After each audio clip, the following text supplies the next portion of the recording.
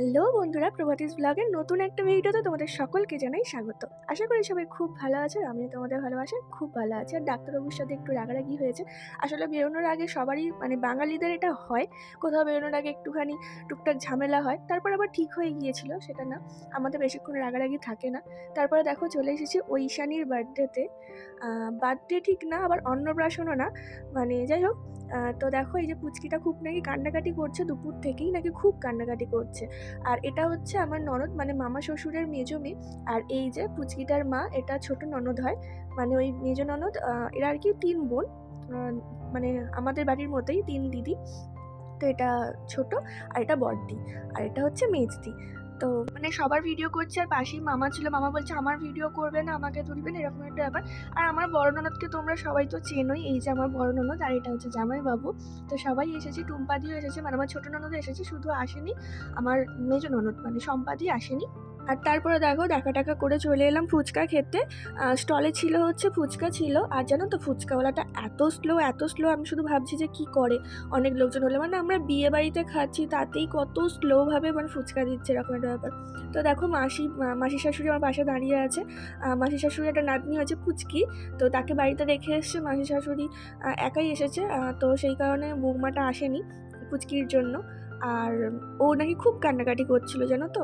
তারপরে দেখো অনেকক্ষণ পর পুচকিটা আমার কোলে উঠেছে। আসলে ও নাকি কাঁদে না, কিন্তু অন্নপ্রাশন তো এত লাইট, তারপরে এত কি বলতো লোকজন দেখছে, স্বাভাবিক একটা হয় না বাচ্চাদের মধ্যে। অন্নপ্রাশনের দিন অনেক বাচ্চাই কাঁদে, এর অন্নপ্রাশন হয়ে গিয়েছে। আমি বলছি না এর বার্থডেও না, আবার অন্নপ্রাশনও না।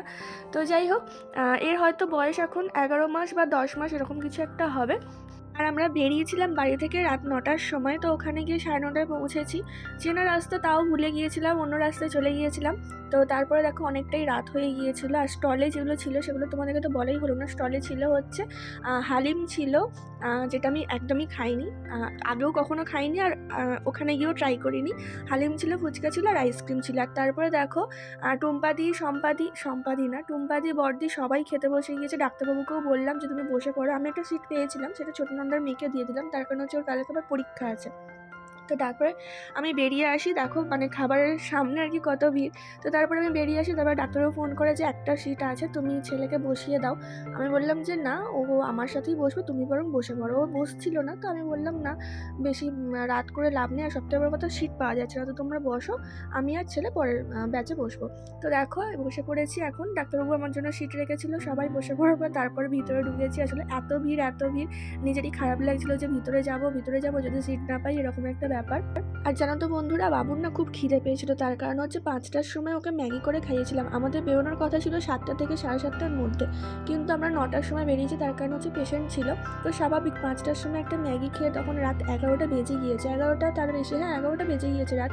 তো ওর খিদে পাওয়াটাই স্বাভাবিক। ও কিছু বলছিল না, কিন্তু একটু আমার ওপর রাগ করছিল। ওকে ফোনটা দিইনি, গেমটা আমি আনইনস্টল করে দিয়েছি বলে একটু মনটা খারাপ করে বসেছিল। তো যাই হোক, তো আজকে হচ্ছে বড়দির জন্মদিন। আমরা কেউই জানতাম না, ছোটো জামাইবাবু আর সবাই হয়তো জানতো, আমরা কেউ জানতাম না যে আজকে বড়দির জন্মদিন আছে। তো হঠাৎই বড়দি তো খুব লজ্জা পাচ্ছিল, জানো তো, যে কেক কাটবো না, না না এসব কী করছিস তোর, এরকম একটা ব্যাপার। তো একদম সেম আমার বড় ননদের মতো, মামার 3 মেয়ে আর আমার 3 ননদ, একই, আমার একই টাইপের লাগে। বড় ননদ আমার বড়দির মতোই।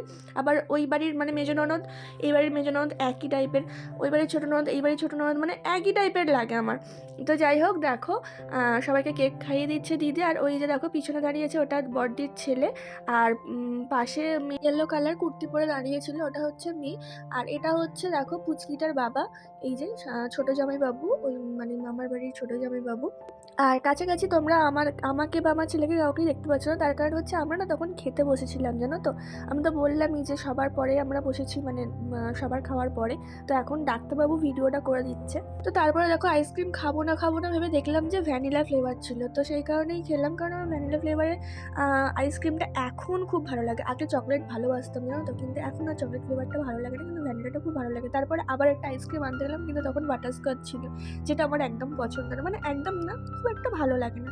তারপরে দেখো বাড়ি ফেরার পথে আরেকবার দেখা করতে এলাম পুচকিটার সাথে, তখনও পুচকিটা কেঁদে যাচ্ছে। আসলে ওর ঘুমও পেয়েছিল, খিদেও পেয়েছিল। আর এখানে দেখো গোপালটা, এটা ছোটো ননদেরই গোপাল। আর এখানে তত্ত্ব পাঠানো হয়েছে, এগুলো তোমাদেরকে দেখানো হয়নি, তখন খুব ভিড় ছিল, তাই এখন দেখিয়ে দিলাম। আর দেখো গরুটা দেখো এখন বাড়িতে এসে। তো এখন হচ্ছে রাত 12:15, যখন আমরা বাড়ি পৌঁছালাম তখন 12:15। আর যেন রাস্তায় আসার সময় ঝামেলা হচ্ছিল, এরকম বড় বড় ইট করে, পুরো রাস্তা ভর্তি ইট। দেখেছিস বাবু তুই ইটগুলোকে? হ্যাঁ দেখেছি ভাই, কিন্তু গঙ্গাতে যাই বলো গঙ্গার ধারাও হেঁটে যাচ্ছিল। বলছে হ্যাঁ দেখেছি ভাই। আমার ভাই গঙ্গার ধারা না আজকের ভিডিওটা এই পর্যন্ত। ভালো লাগলে অবশ্যই লাইক করে কমেন্ট করে জানিও। আর বন্ধুরা দেখো, এই শাড়িটা বিয়ের বছর মানে বিয়ের পরেই প্রথম বছর পুজোতে কাঁথা স্টিচ নিয়েছিলাম। একটাই পরার ইচ্ছা ছিল, তো পরার শখ মিটে গিয়েছে। তো দেখো কেমন লাগছে কমেন্ট করে জানিও। বাই।